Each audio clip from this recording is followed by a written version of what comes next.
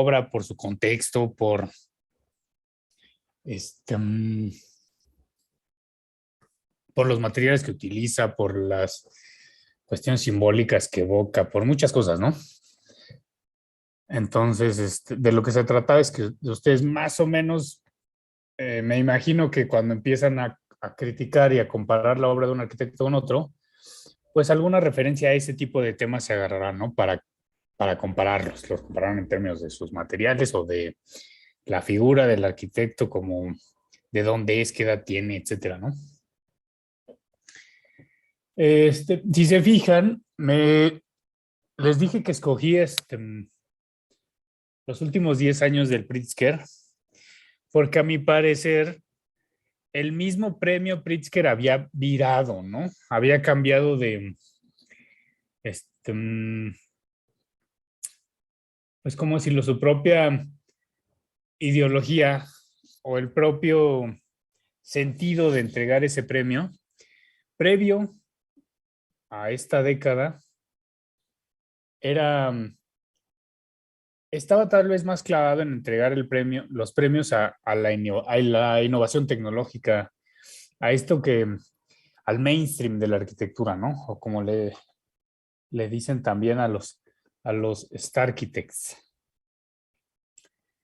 Y y poco a poco ha ido cambiando de lugar, ¿no? Y ahora si se fijan, bueno, estuve leyendo un poquito al respecto sobre precisamente esto que les decía de los 10 años. Yo así de eso se los dije como de bote pronto, pero después me encontré algunas notas que decían que sí, que desde el 2010 para acá, pues el propio premio Pritzker había empezado a incluir más a otro tipo de realidades, ¿no? Y no sé si se fijaron, pero previo a esta década, que les dije que revisaran, me parece que Zaha Hadid era la única mujer que se había ganado un Pritzker, y en esta década van tres o cuatro, ¿no? Este, mm, están, también si se fijan, previo al 2010, había pocas menciones o pocos arquitectos que no fueran de lo que también le llaman el norte global, ¿no? De los países industrializados. Y salvo a lo mejor Brasil o México o China, todos los demás, o muchos de los demás arquitectos, pues eran precisamente de Estados Unidos o de Europa o de Japón o de Corea del Sur, así, ¿no? Y también otra cosa importante que ha cambiado es el enfoque de la arquitectura, ¿no? De las obras y de los discursos hacia la arquitectura. Y ahora también se puede ver que no solo de quiénes son, de dónde vienen, sino que también ahora para qué hacen la arquitectura es un tema importante, ¿no? Ya no solo el cómo, como quizás era antes, ¿no?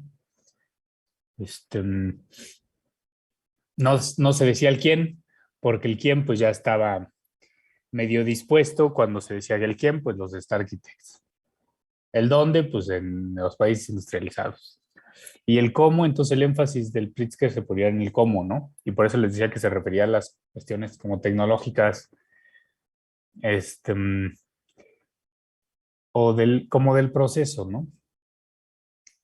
Y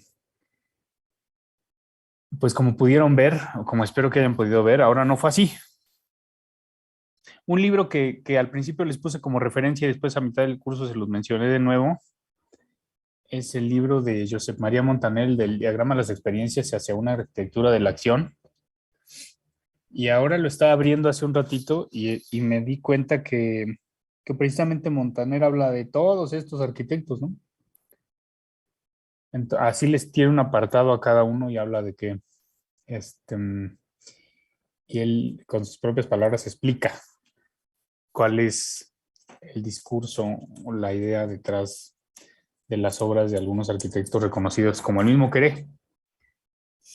Entonces, pues yo quisiera que empecemos O sea, más bien que ustedes empiecen hablándome de a quién vieron y qué pensaron al respecto. Y empecemos la modalidad de contestación. O sea, este, que uno hable de la comparación que hizo y de cómo la hizo, y otro le pueda contestar, ah, eso sí, porque tal, o eso no, porque no sé qué, y yo lo vi con respecto a este otro, y entonces vayamos como una especie de cadenita, que pienso que podría ser como enriquecedora para ver en qué están, ¿no? Como estudiantes de quinto semestre y cómo están viendo la producción contemporánea de arquitectura ahora. Entonces ahora me permitiría también yo pues aprender de ustedes en qué van, cómo ven las cosas, ¿no? ¿Quién empieza?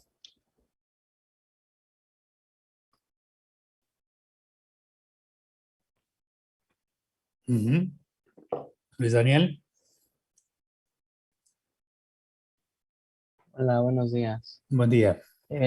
Bueno, primero pues yo me clavé un poquito justo con el Pritzker de este año, con Querer, y quizá como idea introductoria y tal vez de lo más importante que me di cuenta de, en general de este Pritzker, y también lo señalaba, es cómo se han adoptado las nuevas tendencias de selección y parámetros de premiación en los últimos años.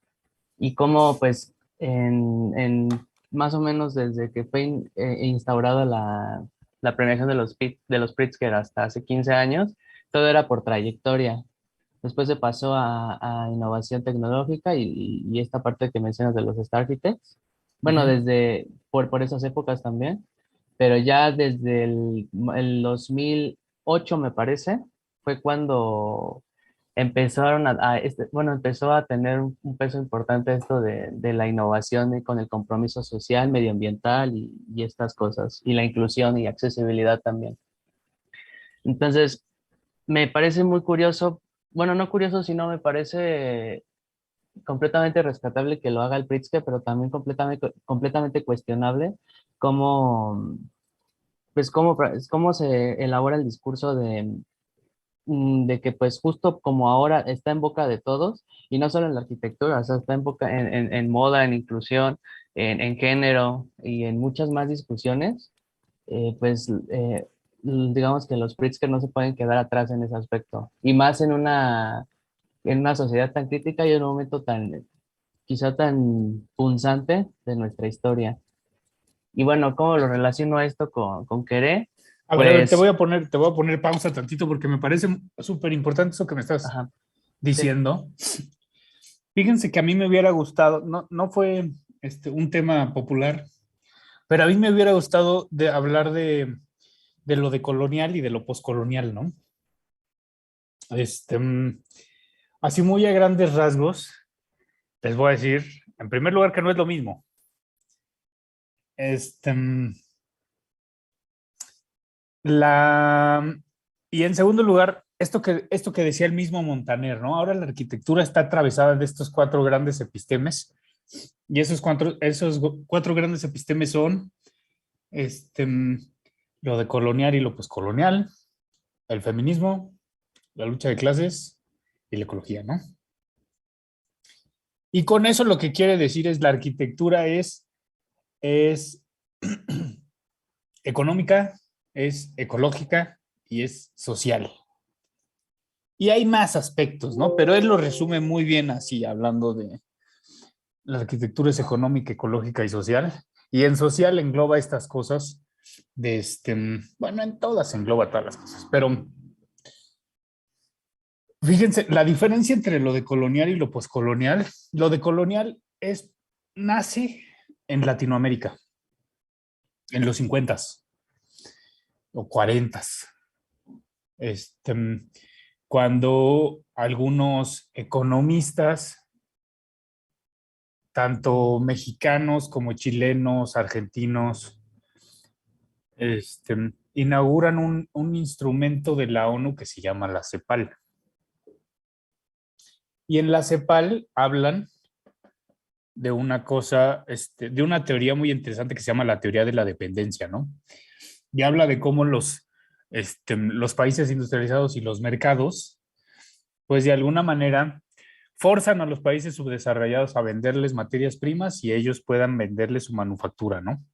Y los países desarrollados le ponen precio a la manufactura y también a los insumos o a las materias primas. Entonces eso se llama este, relaciones de intercambio, y esas relaciones de intercambio tienden a la desigualdad. O sea, que los países subdesarrollados sigan siendo subdesarrollados y al revés, ¿no? Este, entonces, lo que hace la postura de colonial Latinoamérica es un programa que se llama el Programa de Sustitución de Importaciones, y lo que hacen es decir, no, pues vamos a producir acá, vamos a hacer nuestra propia industria, vamos a dejar de importarles cosas a los europeos, ¿no? O a los americanos. Y, y eso genera muchos conflictos en Latinoamérica, ¿no? Es esta identidad latinoamericana, que les digo que viene desde los 40, los 50, y conocerán a muchos personajes que tienen que ver con esa ola. Pues después esas fricciones hacen que venga una ola de dictaduras en Latinoamérica, o este presidencialismo aquí tan fuerte en México, ¿no? Pero eso, en el sentido social, Latinoamérica lo que quería era hacerse de sus propias cosas, no usar la tecnología, les digo, o europea o asiática o americana, sino producir la propia y y a partir de ahí pues convertirse como en una voz importante en el mundo, más de lo que era en ese entonces, ¿no? Eso, o sea, el presentarse como una postura aparte a la postura hegemónica, eso se podría decir muy a grandes rasgos que es la idea de lo de colonial, y que les digo tiene que ver con la teoría de la dependencia, e incluso si lo llevamos más para acá, tiene que ver o fue la base para lo que después se conoció como los objetivos de desarrollo sostenible, como todo lo que tiene que ver con el desarrollo sostenible surge de ahí, pero como precisamente como una deformación de esa, de, pues de esa postura, ¿no? Este, y por otro lado está lo poscolonial, que lo poscolonial, eso a lo mejor se puede entender más si uno pone los ojos en África o en la India, eso quiere decir en el Asia del sur global o en el África del sur global, ¿no? Y curiosamente lo que hace la cultura poscolonial es hace un poco lo que está diciendo Luis Daniel. Ellos no tienen, su intención no es presentar una postura paralela y antagónica a la visión del mundo, sino lo que ellos hacen es de alguna manera meterse en las estructuras y en las instituciones de los países desarrollados, ¿no? El mismo Queré estudió en Berlín. Muchos o la misma Zaha Hadid, ¿no? Es iraní y estudió en la IEI, ¿no? Esa es la otra postura. Digamos que por un lado hay una cuestión mucho más,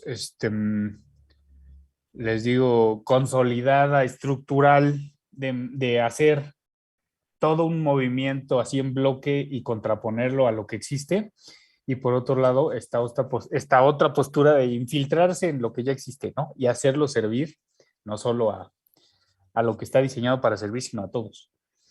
Entonces, comparto la postura de Luis Daniel de que a lo mejor el Pritzker es criticable que sean ahora los paladines de lo social y de la inclusión, pero pero como yo lo veo, siempre es como una suma como de resistencias, que es un poquito lo que hablábamos la otra vez con la cuestión del feminismo, ¿no? Todos, todas las vertientes, todas las facciones, todo ayuda a que se hable de eso.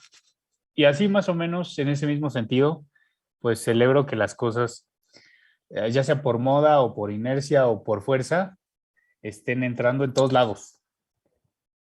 Entonces, ahora sí, le devuelvo la palabra a Luis Daniel y espero que tanto lo que él dijo como lo que yo dije haya servido de un poco de introducción. Adelante. Em, Completamente de acuerdo con lo último que mencionas. Es cuestionable que, digamos, bueno, yo lo hacía en virtud de que es cuestionable en el momento y en el lugar donde se da, pero es completamente válido y nos sirve de retrospectiva a todos para, pues, para poder conjeturar qué está bien y qué está mal en el quehacer de la arquitectura y en otras disciplinas igual de importantes.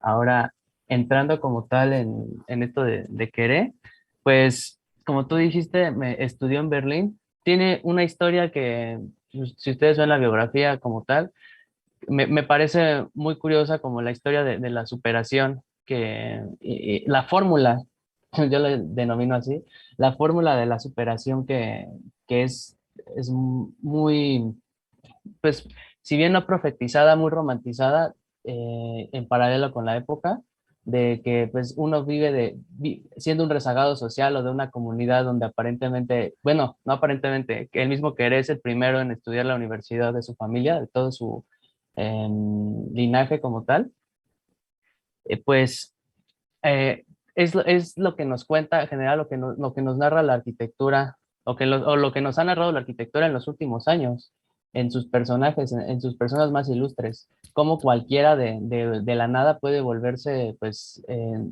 pues bueno, nunca se ha tratado de ser el mejor arquitecto, o no hay una competencia para ser el mejor arquitecto, pero sí para llevar las riendas del presente en arquitectura, y pues sabemos que eso significa llevar las riendas en muchísimas cosas de innovación y de tecnología en el mundo.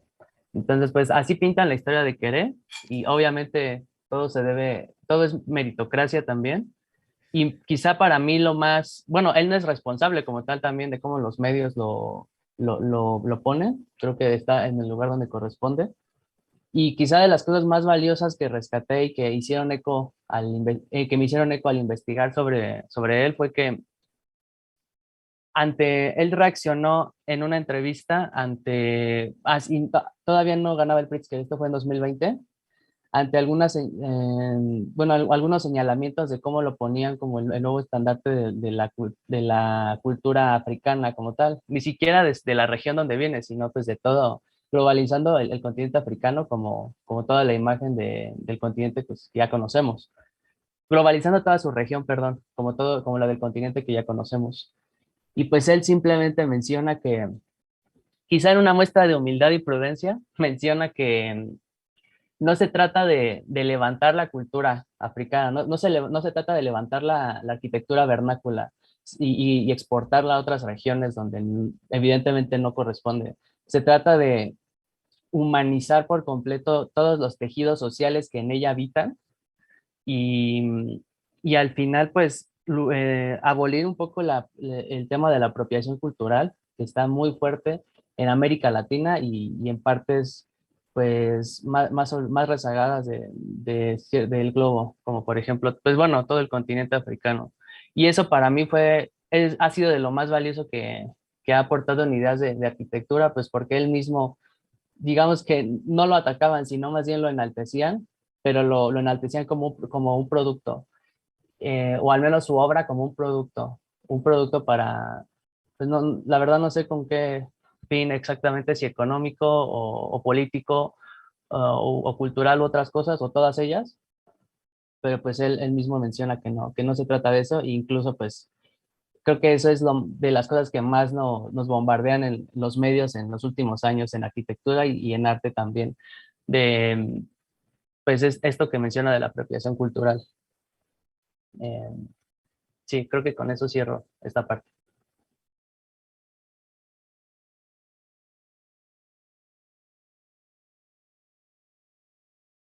Te iba a preguntar, ¿y a qué otro arquitecto viste? ¿Solo viste a Queré?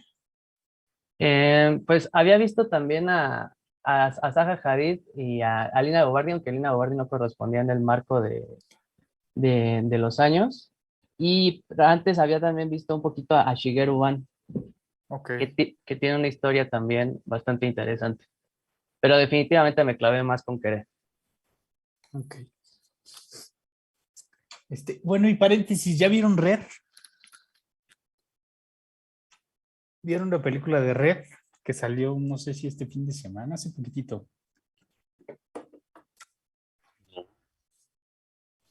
La del panda rojo. Ajá. Sí. Y no le ven Yo también. nada, no le ven nada de sentido. Bueno, yo ya soy un clavado, puede ser. Pero bueno, como algunos habrán visto, yo tengo una nena de 7 años y bueno, pues veo todos los estrenos así de películas. El caso es que me llamó mucho la atención que antes Pixar, pues había sido como una referencia para las películas de niños y las películas no solo son para niños, ¿no? También son, les decía, incluso hace unas clases hablábamos de alguna película como de Wall-E o, no sé, Inside Out o algunas películas de Pixar. Y habíamos dicho como cuando la ve un niño piensa una cosa, cuando la ve una niña piensa otra, cuando la ve un adulto o cuando la ve este, en este caso, ¿cómo se llama? Un neurólogo, por ejemplo, la vería de otro modo, un psiquiatra la vería de otro modo, ¿no? Hablando de Inside Out o Intensamente. Este, pero fíjense que ahora lo que me llamó mucho la atención precisamente de esta película de Red es que todas las anteriores las había hecho Stanton y Docter, ¿no? Que son así de los directores más famosos que ha tenido Pixar y de los que han hecho las películas más famosas de Pixar. Este, y ahora la vanguardia, digamos, de la dirección en las películas de Pixar es Domichi, que es igual, pues una superdirectora, súper talentosa. Y y se me hizo muy padre de esa película que bueno, que por un lado ahí ya introduce todo el tema de cómo todas las estructuras están cambiando hacia estas cosas de las que estamos hablando ahora, ¿no? Tan grandes, tan importantes como pueden ser pues los estudios de filmación de estos consorcios gigantescos de películas, ¿no? Pero también eso hablando un poco como les digo, de la estructura de Pixar en general, ¿no? Pero ya hablando de la película, también es muy bonito que se trata de, como de las mujeres, ¿no? A, em, a todas las personas con las que he platicado, mujeres, sobre esta película, a todas les recuerda algo que tiene que ver con su mamá, ¿no? Y con la relación con su mamá o la que están haciendo con sus propios hijos si son mamás. Este, y por eso les digo que las películas no nada, o esa película o muchas, no son nada más para niños, ¿no? Esa película también es para está hecha para las mamás. Todas las mamás se reconocen y ahí como la ven obviamente con sus hijos o sus hijas y pensarán, ay, sí lo estaría haciendo bien o hay otra cosa ahí, ¿no? Que tengo que revisar. En fin, no, o sea, perdón por desviarme del tema, pero, pero la vi ayer, me gustó y me quedé pensando en esto. Y estaba pensando precisamente en esto de Anne Lacatón, en Carmen Pire y así. Y, y pensé como también en el cine pasan estas cosas, ¿no? En fin, ¿quién más? ¿Quién más quiere hablar de Querer, por ejemplo? De otro aspecto de Querer. O de Red, ¿no? También me sumo.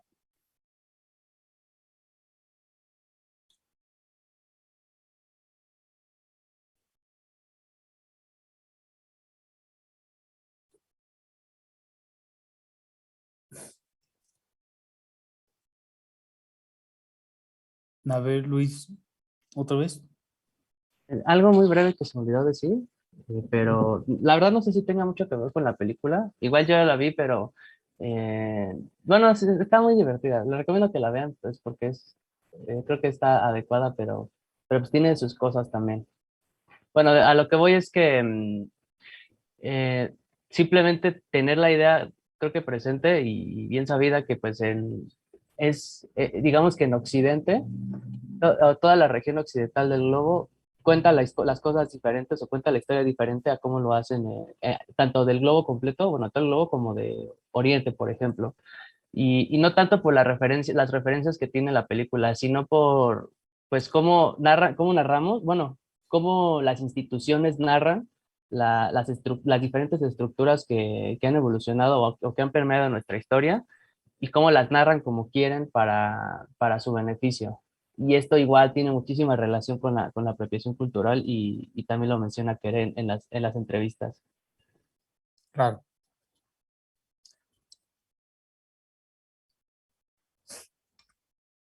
Entonces, Queré habla mucho, o sea, Queré habla mucho de los materiales, habla mucho de la naturaleza. El pabellón que hizo de la Serpentine Gallery, él dice que le evoca un árbol, ¿no?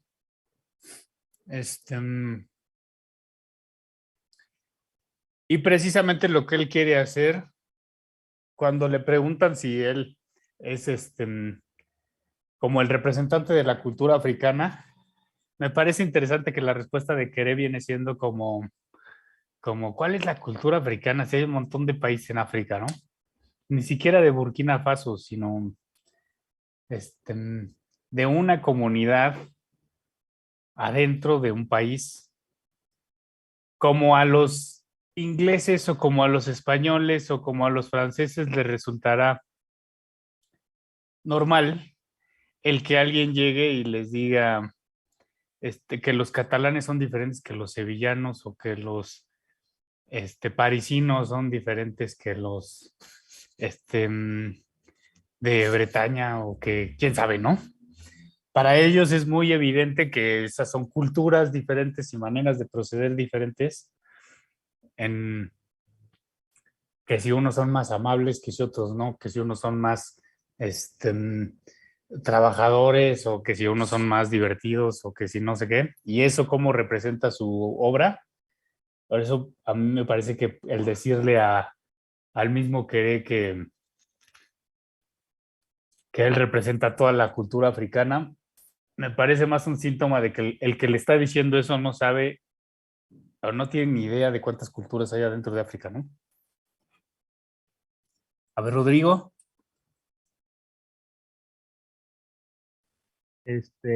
Sí, es que justamente iba a hablar sobre igual otras películas de Pixar, pero ya no entendí cuál era la relación que tenía con Querer o con el tema, No, porque fíjate, bueno, sí, perdón, yo lo que decía es que, o nada más lo menciono así porque justamente la acaba de- sí, a ver, lo aclaro y después ya tú Ah, dices. ya. Yo les decía que Montaner, lo que decía es que la producción arquitectónica ya tenía que ver muchísimo con el género, con el feminismo, quién hacía la arquitectura, si son hombres, si son mujeres, y qué tanto la participación de las mujeres ha sido equitativa, pero por otro lado, estructuralmente ninguneada por el mainstream de la arquitectura. Y así como le había pasado a las mujeres, también le había pasado a los países subdesarrollados y también le había pasado a los pobres, ¿no? Entonces, que Montaner dice, bueno, hay que reivindicar eso, ¿no? ¿Quién hace la arquitectura y para quién la hace? ¿Y quién hace? Incluye el si son hombres o si son mujeres y para qué la hacen es si es para todos o si es para la élite o si es para quién, ¿no? Y en ese sentido, Queré tiene mucho que decir, pero después les digo que me puse a relacionarlo con precisamente lo que estaba pasando en Pixar, ¿no? Que ahora en Pixar habían tenido esta tradición de que tienen unos directores pues muy lúcidos, muy buenos para mi gusto, y el ahora que sea una directora la que se ha ganado su lugar y la que está haciendo todos los cortometrajes, todas las películas más importantes y que sea súper talentosa, hablaba mucho de ahí ya haciendo el paralelo de ya no solo de la producción de arquitectura, sino la producción cinematográfica. Y, y regresando a lo que decía Luis Daniel, cómo todo contribuye o todo ayuda a que se pueda hablar de estos 4 temas en todos lados. Ahora podemos hablar de género a través de este ejemplito que hay del cine, pero también estamos hablando de género. Ahora que les dije que veamos a los últimos 10 arquitectos del Pritzker, ¿no? Les digo, hay muchas mujeres esta vez. Están las irlandesas, está la española, está la francesa, está... hay una que se me va, ¿no? Bueno, y también está todo este movimiento que tiene que ver con que a Dennis Scott Brown le den el Pritzker de Venturi, ¿no? Que no sé si también estén enterados de esa situación. Pero bueno, por ahí iba, Rodrigo. No sé si aclaré o no.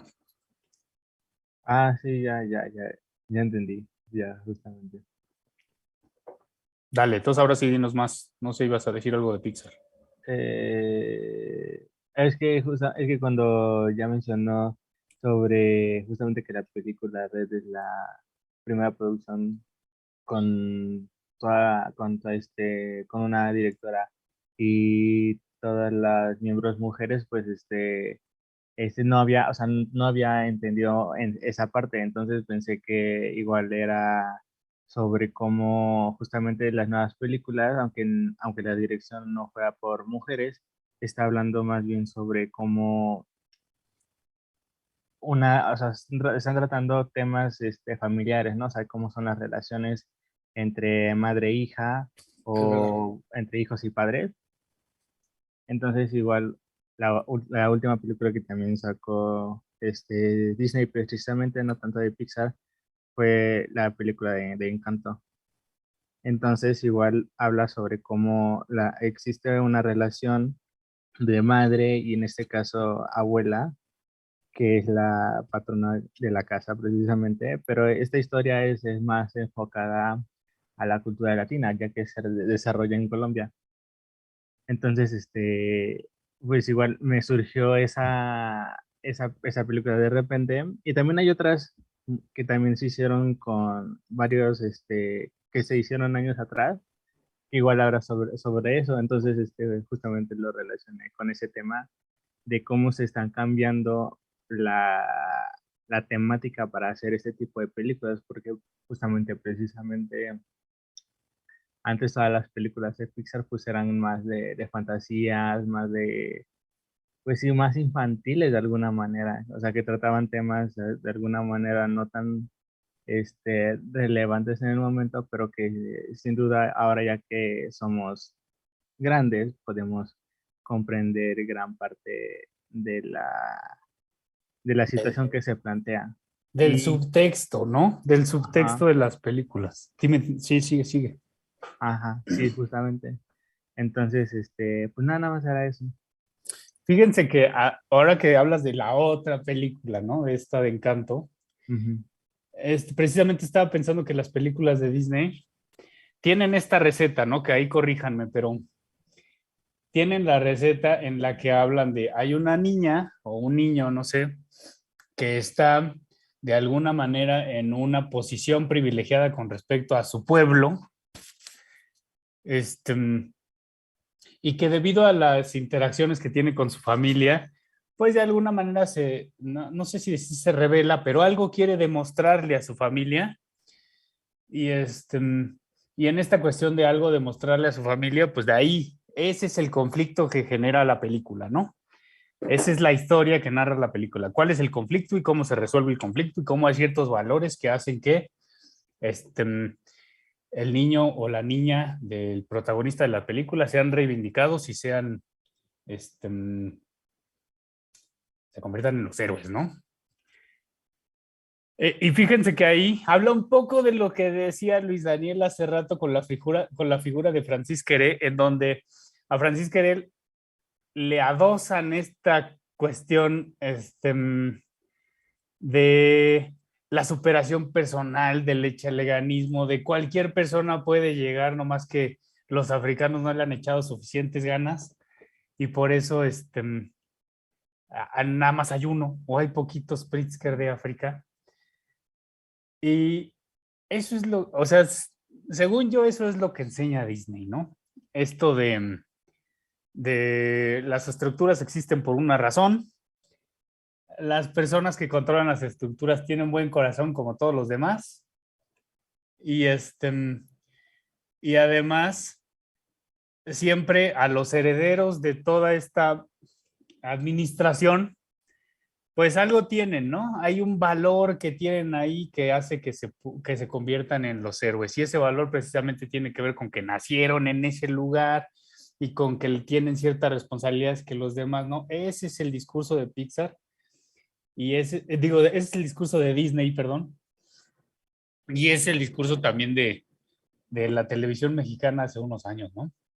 O sí, pues de las televisoras como una Televisa o TV Azteca. Eso es lo que subyace. Las estructuras existen por una razón y todos estamos donde nos toca estar. No sé si compartan ese discurso. Y me parece que por otro lado las de Pixar, ¿no? Las de Pixar tienen otra receta, ¿no? Que la otra receta tiene que ver con,